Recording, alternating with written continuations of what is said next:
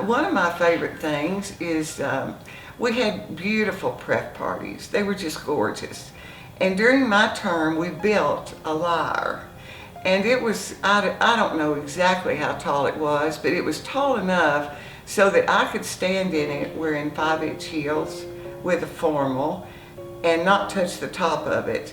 And I'm 5'7", so it was real interesting because one of the things we did during prep is we always sang the song "When You Walk Through a Storm," "Hold Your Head Up High," "Don't Be Afraid of the Dawn."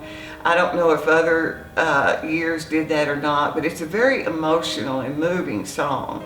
Well, we figured if we could get everybody crying and carried on, we had them. So that was the end of our ceremony, and then when they walked out into the front yard, they had asked me to stand in the lyre, and I had on one of these long white ruffled formals, kind of Scarlett O'Hara-like dresses, and I had an arm full of red carnations, and I'd hand a red carnation to each girl that stopped by the lyre. We also always won float, and these floats were very complex. I mean, they were designed by architectural engineering majors. One of my favorite floats, and it was absolutely beautiful, the theme of the parade that year was "Paint a Golden Victory." And the float was all in gold, but our float looked like an artist's easel palette. And it had a very high angle to it, a very high slope. So I was a Texas Tech beauty that year in Alpha Chi Omega. Yvonne Skinner was an Alpha Chi Omega, and she was the maid of cotton. A couple of them were ROTC sweethearts. One of them was the dream girl from Sigma Nu. One of them was the sweetheart of Sigma Chi. And so they asked these girls to be on the float. So our job to be on this float, it was kind of precarious because there was a door at the back of the float. And we would have to go through that door, and of course it was pretty dark under there. They had holes at the top of it about this big, just big enough for us to get our head, our shoulders, and we were in this float up to our waist. So we had on these different colored formals, but we were to get up in there and sit on these tall stools and then take our dresses and pull them out through this hole and put them, globbed up around us, because we were supposed to look like the paint on the artist's palette. And then we had huge paint brushes coming up the side that were about 20 or 30 feet tall, and the side of it said "Paint a Golden Victory." And it was really a pretty float. And it was crepe paper. That was the first year we'd gone to crepe paper. Before that, we made all of our floats with real mums. And these were elaborate floats. They didn't look quite like the Rose Bowl parade, but they looked good. The problem with that was we'd be working on the float all night long the night before homecoming, and we'd run out of mums about 2 a.m. And so did all the fraternities and all the sororities. So where do you go to get mums at 2 a.m.? And we had to have this thing finished by 8 a.m. on Saturday morning. Well, the Texas Tech Circle, the traffic circle at Texas Tech, they have beautiful mums out there. And of course, we all had specific colors. And we'd say, "Pledges, go get some more mums." Well, they had to pull up the mums from the traffic circle. And of course, the campus police were out there, but there were about 300 people stealing mums. Well, Texas Tech took a very dim view of that because they'd spent a lot of money making the campus look beautiful for homecoming, and the mums were looking kind of picked over by the time, everyone got there for the game. I was a sophomore when I pledged, and our prep was at the home of an alumni named Moselle Rushing, and at that time we did not have houses, we had just little buildings, and so Rush was never in the lodge because it was just too small. So our prep was at her home, and our stone is the pearl, and we were standing all around a indoor pool, and this beautiful blonde named Sandy Koenig was just in this beautiful swimsuit, just a gorgeous woman, and she dove into this pool and came out with the pearl, a large pearl, and offered you the pearl of Alpha Chi Omega. And we were given our dream cake, and they sang us out. It was very, very impressive, you know. And I think I personally was, you know, kind of swayed toward Alpha Chi that night more than maybe I had been earlier. The other thing they would call you in for is inappropriate smoking. Now, you may not know this, but we got a little manual on how to smoke properly. Now, this is the way, they didn't tell us we couldn't smoke, but they told us this is the way a lady smokes, this is the way, you know, a hillbilly smokes. Okay, you were never to smoke, you were never to speak with a lighted cigarette in your hand, of course that goes without saying, or flip your ashes out the window of a car, you know. But if you were in a room, if you were at a party, if you were at a fraternity party, a sorority house, you could light a cigarette. But if you did, ladies never walked around with a lit cigarette. You had to put this cigarette out, and then you had to get up to go over to visit with your sorority sister across the room or whoever you were with. And when you sat down, then you could light another cigarette. But you could not go traipsing around with a cigarette. The other thing you couldn't do is go out in public without a girdle. I mean, they didn't want anything shaking, moving around as you're walking across campus. I mean, they could tell if you didn't have on your girdle, and people would report you to the standards board. I saw her going in the administration building, and I'm telling you, those hips were moving. She did not have on a girdle. So she would get called in to standards board about that. Now you could move your arms and legs, but your body was to look like a statue. You're just going around, nothing is moving. And so I thought about that woman who invented Spanx. I mean, listen, who is she kidding? I mean, we had Spanx. They were like industrial strength Spanx. These things were like made by Goodyear tire and rubber. They were horrible. And the story of the Christian Cruiser came up.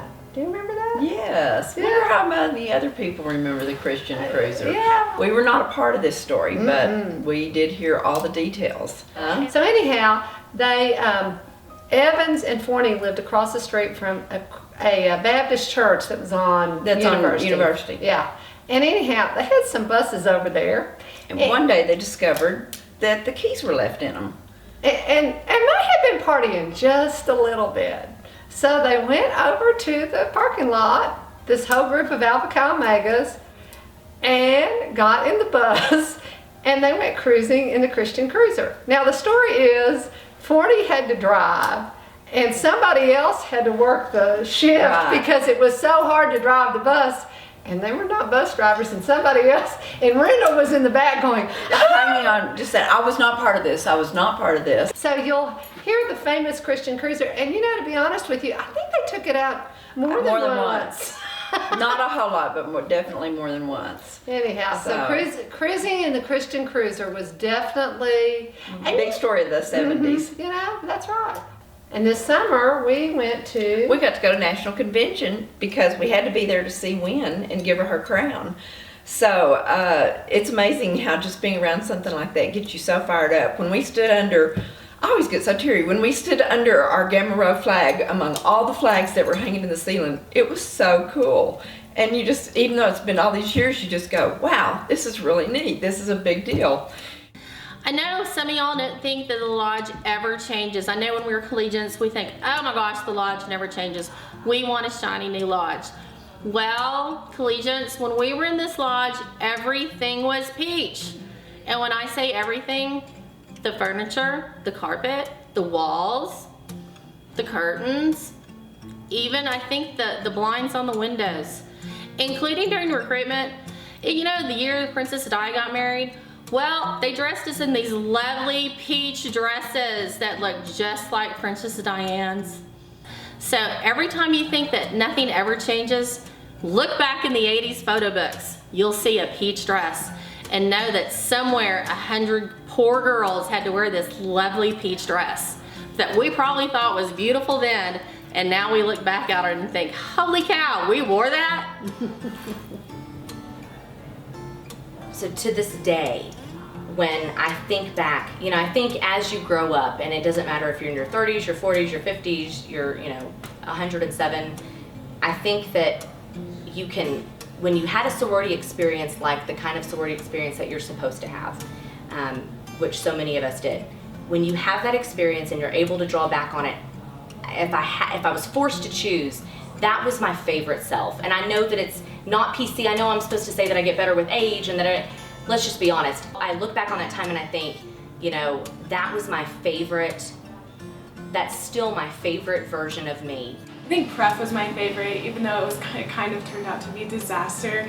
Like the AC was off, the AC went out and everybody was sweating. I remember looking back and my sister was like rushing me, and she, like, I could see everybody like dripping sweat everywhere, but it still turned out to be a really good time. And she told me to put my candle as high as I could on the lyre because I'm really tall, and I was like in really high heels and I leaned up and I almost like fell and tipped the whole lyre over. It was, could have been like detrimental, but it all worked out.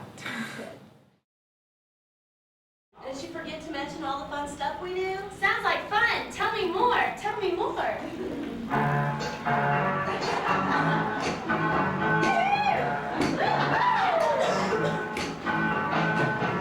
Summer rush, we're having a blast.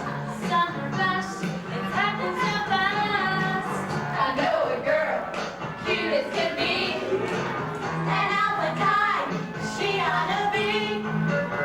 Summer rush, drifting away, but oh, those alpha kinds.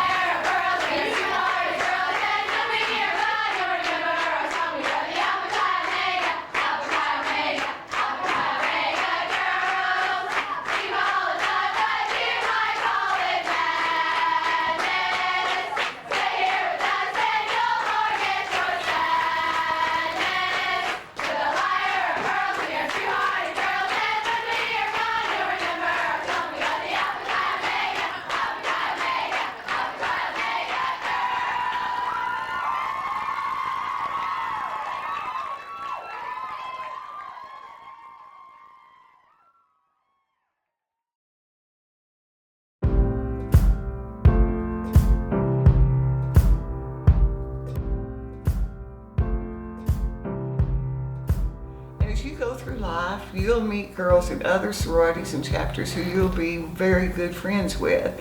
But your Alpha Chi Omega sisters, it's a real sisterhood, and you take this with you all through your life. You're just going to have the time of your life. But some of these things that you may do in the chapter that you think you don't like and that you don't ever want to do again, they're real important. Like Rush, you will use those skills till the day you die. When you're called by one of your sorority sisters for a small job or a large job, don't say no. The experiences you have in your lifetime with your sisters and the things that you learn from that and the closeness and the bond. Don't forget the bond. When we have formal chapter meeting, we repeat the bond on formal chapter meetings. And when you really listen to that bond, it really has a strong meaning. And you want to stay in touch with all of the people that you've grown up with. But it's a wonderful, wonderful feeling and the closeness that you have. So it is a lifetime commitment. Do not say no. Say yes.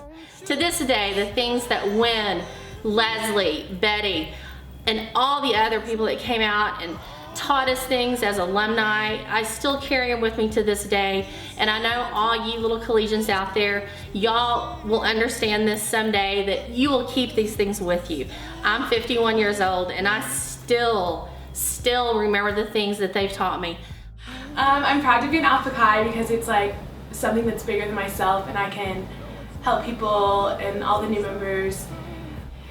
it just brought out my true colors and who I am, and it makes me proud. You can't ever soak this up enough. There are only 4 years. I mean, that's it. So for some people there's only 3 years, for some people there's only 2, depending on how old you are when you pledge, and you never get to go back. You never get to relive it.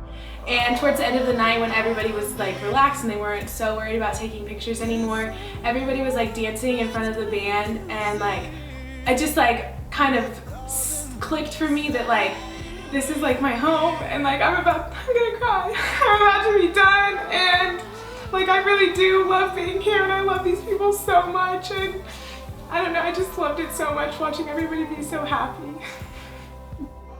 But most importantly, have a good time. Show your sense of humor, and be yourself. Don't ever try to pretend to be somebody you're not. I mean, be yourself, because you are a miracle, a real miracle. There's no one else like you. We do a lot of things in our lives, and we have a lot of ups and downs in our lives. But I think when you're up, you've got your sisters there with you, and when you're down, your sisters are there with you. It's just something that, unless you belong to a fraternity or a sorority, it's something that you just can't understand. But it's a wonderful, wonderful feeling. Thank y'all for just being my Alpha Gamma Omega sisters.